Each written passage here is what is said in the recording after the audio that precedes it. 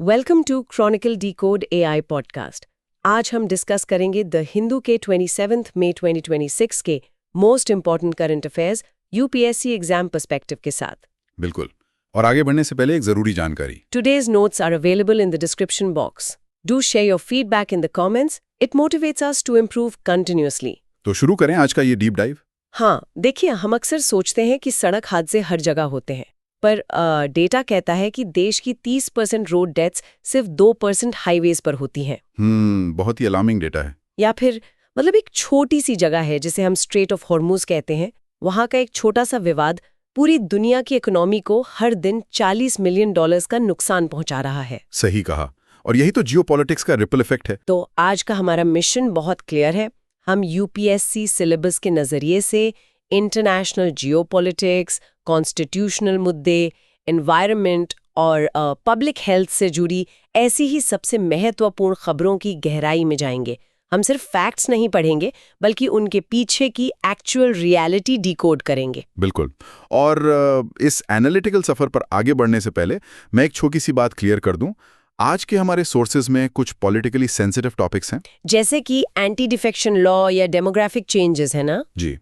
तो हम यहाँ किसी भी विचारधारा या पार्टी का समर्थन नहीं कर रहे हैं। हमारा मकसद सिर्फ और सिर्फ ओरिजिनल सोर्सेज में दी गई जानकारी को निष्पक्ष रूप से एनालाइज करना है, ताकि एक क्लियर और ऑब्जेक्टिव समझ बन सके। राइट। तो चलिए शुरू करते हैं ग्लोबल जियोपॉलिटिक्स के सबसे बड़े चोक पॉइंट से, स्ट्रेट ऑफ हॉर्मुज। यूएस और ईरान के बीच जो फरवरी में स्ट्राइक्स हुए थे, उसके बाद से वहां अब ग्राउंड रियलिटी क्या है? ग्राउंड रियलिटी काफी टेंस है, पर उससे समझने से पहले एक टेक्निकल पॉइंट देखना होगा। अच्छा, वो क्या? ईरान बार बार ये क्लेम करता है कि हॉर्मुज किसी इंटरनेशनल वाटरवे का हिस्सा नहीं है। ये एक बहुत ही क्लासिक यूपीएससी ज्योग्राफी और इंटरनेशनल लॉ का ओवरलैप है। देखिए, यूएन क्लॉज के हिसाब से किसी भी देश को 12 नॉटिकल माइल्स तक की टेरिटोरियल वाटर्स मिलती हैं। Territorial waters, right. हाँ, और स्ट्रेट ऑफ हॉर्मुज अपनी सबसे नैरो जगह पर सिर्फ 21 माइल्स चौड़ा है। तो वहाँ टेक्निकल टर्म्स में कोई इंटरनेशनल वाटर्स बचते ही नहीं है। ओह, मतलब ज्योग्राफिकली वो इतना नैरो है कि बॉर्डर्स आपस में ओवरलैप कर जाते हैं। एग्जैक्टली। आधा हिस्सा ईरान का और बाकी ओमान या यूएई का। इसीलिए ईरान कहता है कि वो इन वाटर्स को रेगुलेट कर सकता है, जबकि यूएस इसे ट्रांजिट पैसेज मानता है। तो जो 28 फरवरी के स्ट्राइक्स हुए, उसका इमीडिएट नतीजा क्या निकला? यूएस ने ईरान के बंदर अब्बास में मिसाइल साइट्स पर स्ट्राइक्स किए थे, जिसे ईरान ने सीधा सीजफायर वायलेशन बताया। और इसके तुरंत बाद ईरान में एक लंबा इंटरनेट ब्लैकआउट देखने को मिला। वेट, इंटरनेट ब्लैकआउट एकदम से इतने बड़े स्केल पर? बिल्कुल। मोबाइल इंटरनेट पूरी तरह रिस्ट्रिक्टेड था, और इस सिक्योरिटी मेजर से वहां की इकोनॉमी को रोजाना लगभग 30 से 40 मिलियन डॉलर्स का नुकसान हो रहा है। बाप रे, 40 मिलियन रोज! ये तो बहुत बड़ा नंबर है। सप्लाई चेन्स तो पूरी तरह रुक गई होंगी। पूरी तरह से। स्मॉल बिजनेसेस ठप पड़ गए हैं, और इस अनस्टेबल स्थिति का डायरेक्ट असर हमें डिप्लोमेटिक कॉरिडोर्स में भी दिख रहा है। सही कहा। नई दिल्ली में जो अभी 11वीं क्वाड फॉरेन मिनिस्टर्स मीटिंग हुई, वहां भी समुद्री सुरक्षा एक बड़ा मुद्दा था, है ना? जी। क्वाड ने अब Indo Pacific maritime surveillance collaboration पर काफी हेवीली फोकस किया है। मतलब अब क्वाड देशों का commercial shipping data real time में शेयर किया जाएगा। अच्छा, ताकि हॉर्मुज और रेड सी जैसे एरियाज में फ्रीडम ऑफ नेविगेशन बनी रहे। बिल्कुल। उन्होंने एक्सप्लिसिटली इन एरियाज का जिक्र किया और यूएनसीएलओएस के पालन पर जोर दिया। ये सीधे तौर पर ईरान और हुथी रिबल्स को काउंटर करता है। राइट। वैसे एक डिटेल और सामने आई थी कि अगला क्वाड लीडर्स समिट इंडिया में होना है, पर इसकी डेट्स अभी तक क्लियर नहीं है। हाँ, ऑस्ट्रेलिया की फॉरेन मिनिस्टर ने बताया कि ये लीडर्स की अवेलेबिलिटी पर निर्भर करेगा। यूएस इलेक्शंस और डोमेस्टिक इश्यूज के चलते शेड्यूल अभी थोड़ा अनसर्टन है। पर क्वाड का फोकस नए एरियाज पर तेजी से बढ़ रहा है, जिसमें सबसे बड़ा नाम क्रिटिकल मिनरल्स का है। ओह, एब्सोल्युटली। ये 21वीं सेंचुरी का नया तेल है। वही तो, आज के स्मार्ट डिवाइसेस से लेकर इलेक्ट्रिक व्हीकल्स तक सब इन्हीं पर चलते हैं। पर प्रॉब्लम यह है कि इनका सबसे बड़ा सप्लायर चाइना है। सही पकड़ा आपने। और चाइना ने रेयर अर्थ मिनरल्स पर एक्सपोर्ट कंट्रोल्स लगा दिए थे, जिसके बाद ग्लोबल सप्लाई चेन हिल गई थी। इस डिपेंडेंस को तोड़ने के लिए इंडिया और यूएस ने एक नया फ्रेमवर्क बनाया है, पैक्स सिलिका इनिशिएटिव, राइट? जी, जिसमें यूएस $30 बिलियन का सपोर्ट दे रहा है। और क्वाड लेवल पर एक अलग $20 बिलियन का फ्रेमवर्क बनाया गया है ताकि इन मिनरल्स की माइनिंग और प्रोसेसिंग सिक्योर की जा सके। $50 बिलियन का पुश। पर मुझे एक बात बताइए, इतना ज्यादा आर्टिफिशियल इन्वेस्टमेंट एक साथ आएगा तो मार्केट रिस्क नहीं पड़ेगा? बहुत सटीक सवाल है और हिस्ट्री हमें इस पर वार्न भी करती है। जब इतनी गवर्नमेंट्स एक स्पेसिफिक सेक्टर को सब्सिडाइज करती हैं तो ओवर सप्लाई का खतरा पैदा हो जाता है। मतलब डिमांड से ज्यादा सप्लाई हो जाना? एग्जैक्टली।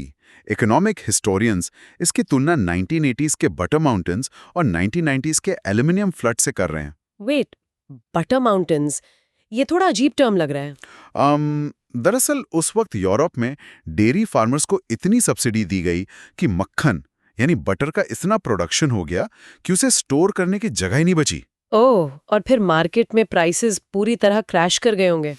बिल्कुल।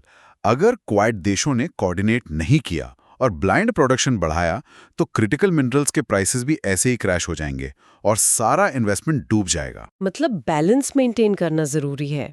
वैसे जिन क्रिटिकल मिनरल्स की हम बात कर रहे हैं, इन्हीं से आगे चलकर इंटरनेट ऑफ थिंग्स यानी IoT डिवाइसेस बनते हैं। जी, जो हमारे इंफ्रास्ट्रक्चर हो स्मार्ट बना रहे हैं। पर साइबर सिक्योरिटी का नया खतरा भी तो ला रहे हैं।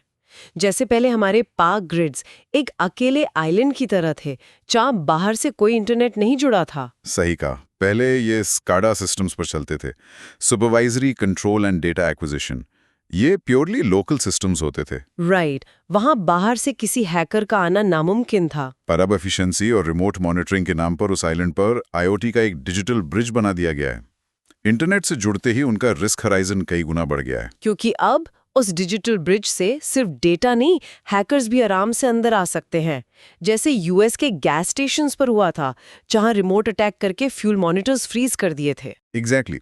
इसीलिए अब इंडिया में STQC सर्टिफिकेशन और CERT आगे आए हैं।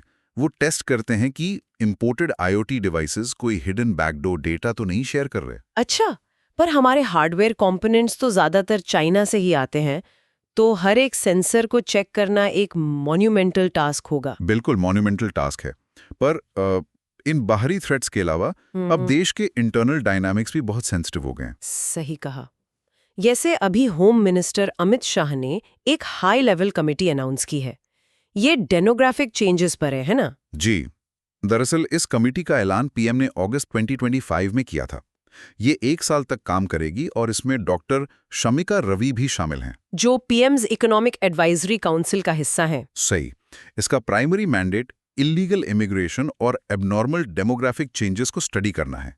पर UPSC नजरिए से इसे 2026 के डीलिमिटेशन और लोकसभा सीट्स की अनफ्रीजिंग से जोड़कर देखना पड़ेगा। क्योंकि अगर किसी बॉर्डर स्टेट में डेमोग्राफिक शिफ्ट होता है तो वहां की पॉलिटिकल रिप्रेजेंटेशन पर भी सीधा असर पड़ेगा। एग्जैक्टली।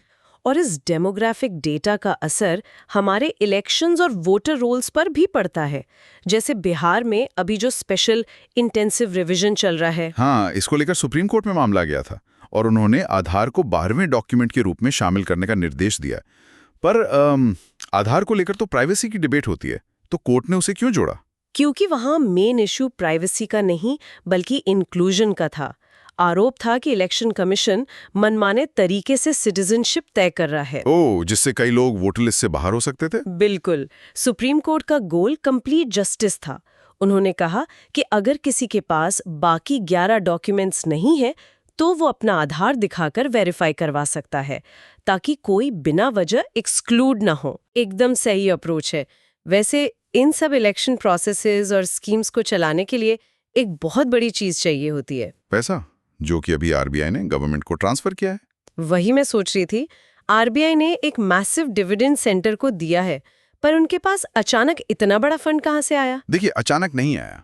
जैसे हम घर में किसी इमरजेंसी के लिए FD रखते हैं, वैसे ही RBI एक कंटिंजेंसी रिस्क बफर मेंटेन करता है। अच्छा, मार्केट क्रैशेस या ऐसी इमरजेंसीज के लिए? जी, पहले ये बफर 5.5 से 6.5% के बीच होता था, पर अब RBI ने इसे घटाकर बिल्कुल लोअर बैंड यानी 5.5% पर कर दिया है। तो क्या उन्होंने वो एक तरह से FD तोड़ दी? पूरी तरह नहीं, बस थोड़ी कम कर दी, क्योंकि इकोनॉमी अभी रेजिलिएंट है और बैंक्स के NPS कम है। इससे जो कैपिटल बचा वो उन्होंने सरकार को दे दिया ताकि इंफ्रास्ट्रक्चर और वेलफेयर में लग सके। लेकिन ये इंफ्रास्ट्रक्चर और जॉब्स तब बनेंगे जब सरकार स्टेबल हो। इलेक्शंस के बाद चुनकर आई सरकारों में दल बदल का बड़ा क्राइसिस होता है। यानी डिफेक्शन। ये तो हमेशा से एक बड़ा मुद्दा रहा है। मतलब ये तो वही बात हुई ना कि फुटबॉल मैच के बीच में प्लेयर ने दूसरी टीम की जर्सी पहन ली। अभी तमिलनाडु में इसका बड़ा टेस्ट चल रहा है। हाँ, वहाँ AIADMK के 4 MLAs ने इस्तीफा देकर टीवी के पार्टी ज्वाइन कर लिए। यहाँ लीगल कॉम्प्लिकेशन ये है कि उन पे डिस्क्वालिफिकेशन का प्रोसेस पहले से पेंडिंग था। पर अगर उन्होंने खुद ही इस्तीफा दे दिया तो डिस्क्वालिफिकेशन का फर्क क्या पड़ता है? वो तो असेंबली से बाहर हो ही गया ना। रिजल्ट सेम लगता है, पर इसके कॉन्सिक्वेंसेज में जमीन आसमान का फर्क है। सुप्रीम कोर्ट ने 2019 के श्रीमंत बलासाहेब पाटिल केस में इसे क्लियरली समझाया था। अच्छा, उस जजमेंट में क्या था? कोर्ट ने कहा कि अगर इस्तीफा जेन्युइन है तो स्पीकर एक्सेप्ट कर सकता है, लेकिन इस्तीफे से डिफेक्शन का कलंक नहीं धुलता। अगर कोई MP डिस्क्वालीफाई होता है तो वो रिमेनिंग टर्म तक मंत्री नहीं बन सकता। ओह, वरना तो लोग आज इस्तीफा देते और कल दूसरी पार्टी की सरकार में मंत्री बन जाते। बचने का रास्ता बंद कर दिया कोर्ट ने। एग्जैक्टली। डिस्क्वालिफिकेशन बैक डेट से लागू होता है, जिस दिन रूल तोड़ा गया। पर 10th शेड्यूल में एक लूप होल भी तो है, जिसे पैराग्राफ 4 कहते, मर्जर का नियम। जैसे AIPC के 7 राज्यसभा MPs ने ऐलान किया कि वो BJP में मर्ज हो रहे हैं। हाँ, जहां 2/3 मेंबर्स चले जाएं तो डिस्क्वालिफिकेशन नहीं होता। तो इसमें कंफ्यूजन कहाँ आ रहा है? कंफ्यूजन उसकी वर्डिंग में है। रूल कहता है कि ओरिजिनल पॉलिटिकल पार्टी मर्ज होनी चाहिए। अब बड़ा सवाल यह है कि क्या सिर्फ MPs या MLAs का मर्ज होना काफी है, या ग्राउंड लेवल पर एक्चुअल पार्टी का भी मर्ज होना जरूरी है? अगर सिर्फ नेता मर्ज करते हैं तो उन्होंने डिफेक्शन को लीगलाइज कर लिया एक तरह से। बिल्कुल।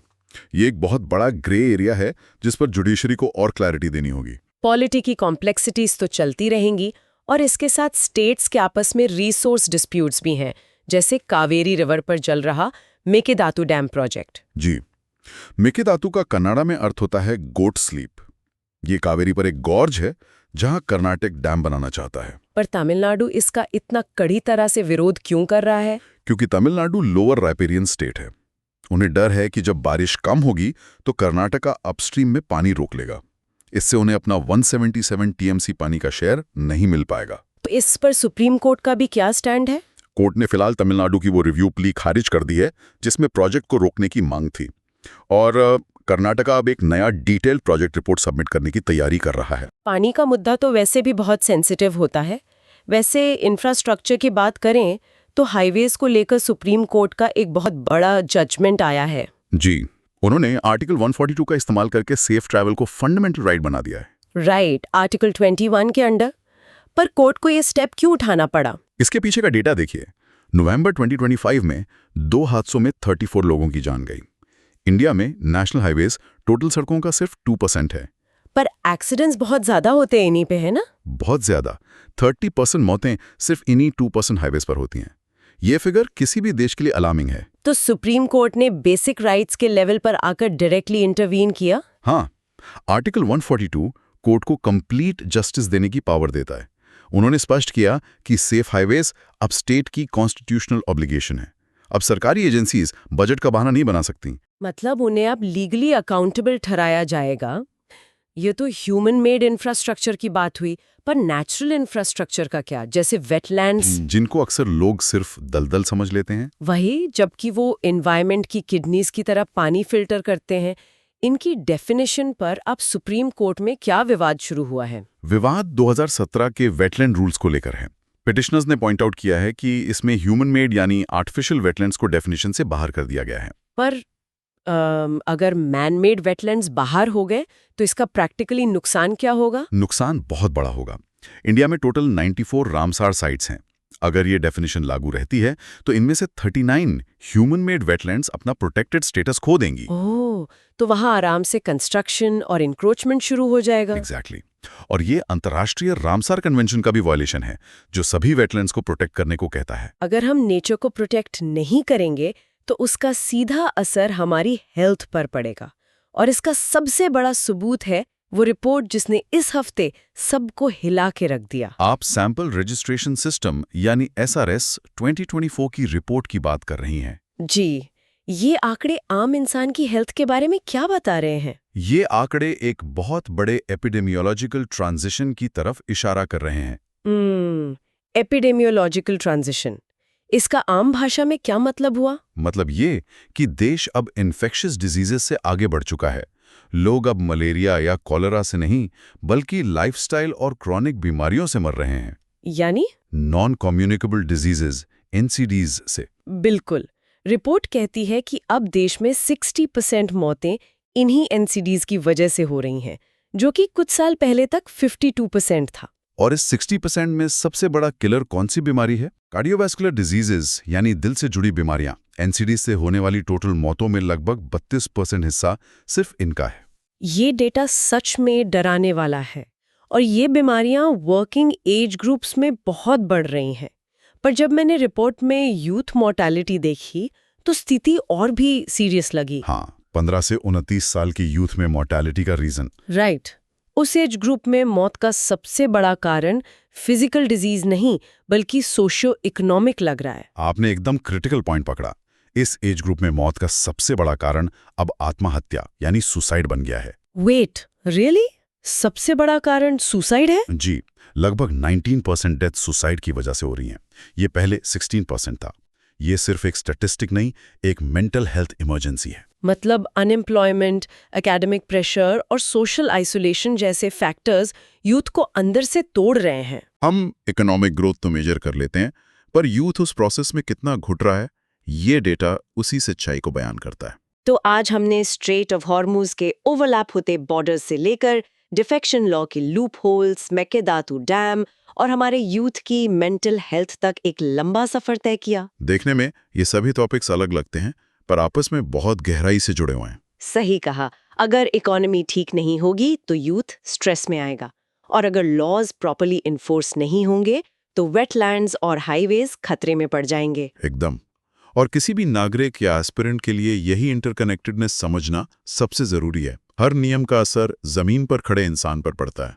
हमें खुद से ये सवाल जरूर पूछना चाहिए, जब 60% मौतें लाइफस्टाइल डिजीजेस से हो रही हों और युवा स्ट्रेस में अपनी जान दे रहा हो, तो क्या हमें अपनी डेवलपमेंट की परिभाषा दोबारा देखने की जरूरत नहीं है? ये सच में एक डीप थॉट है। इसी विचार के साथ आज की इस गहरी चर्चा को यहीं रोकते हैं। डिस्क्रिप्शन बॉक्स में दिए गए नोट्स चेक करना मत भूलिएगा और कमेंट्स में अपने व्यूज शेयर करें। तब तक सुनते रहिए और समझते रहिए।